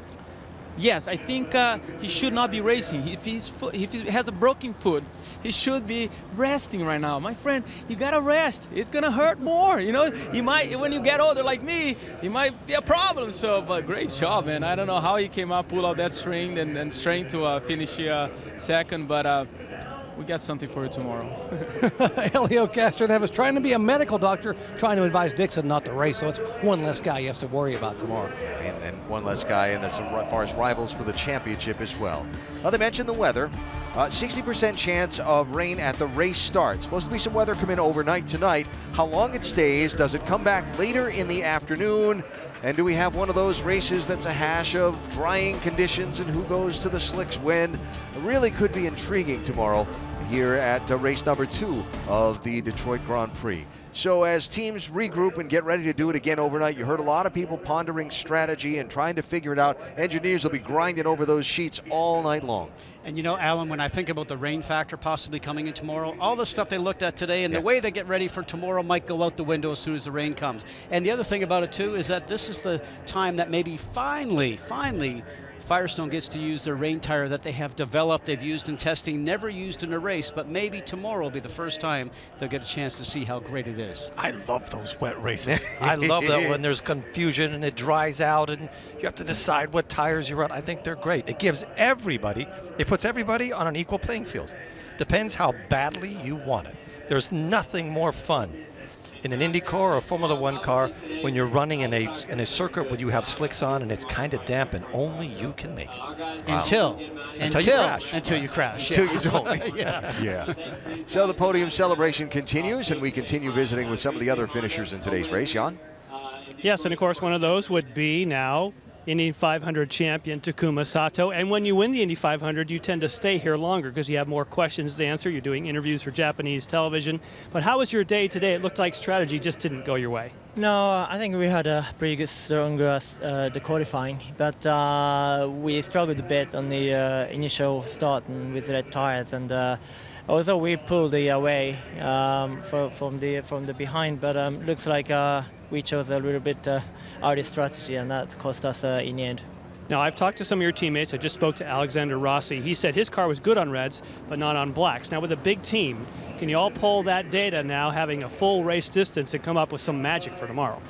Certainly, we need to work on together, and you know, for the cars, some cars has the similarity, some cars not. You know, we need to look at the depth of the data, and certainly we should come up with a better idea for tomorrow. Good shake-off today after all the celebrating and all the interviews and traveling from city to city just to shake it off on this bumpy racetrack? Absolutely. I mean, the beginning of the last week was a little bit crazy, but it was good crazy. And, you know, certainly I'm happy to be back in behind the wheel. And this is a challenging track, and we always have a good one. All right, and one more tomorrow. Alan? All right, thanks, Sean. He talked about the crazy week. Here's a little bit of the schedule that the Indy 500 winner went through. Of course, the victory banquet after an early morning beginning of interviews and the photos and so on the Yard of Bricks that the 500 winner goes through. Was in New York City, was in Dallas, was here in Detroit at a noontime function on Thursday, and then got to be in the business of practicing and qualifying and racing not once but twice here. It's a busy week. I hope he had some fun stuff in the middle of all that. Of course he did. Tonight on ESPN, after the Women's College World Series at SportsCenter at night with Max and Kevin. Stanley Cup Final Game 3 in Smashville. Preview Game 2 of the NBA Finals, plus highlights from the day in baseball and a very soggy French Open Saturday. SportsCenter at night, streaming live on the ESPN app later tonight. And more from Detroit after this.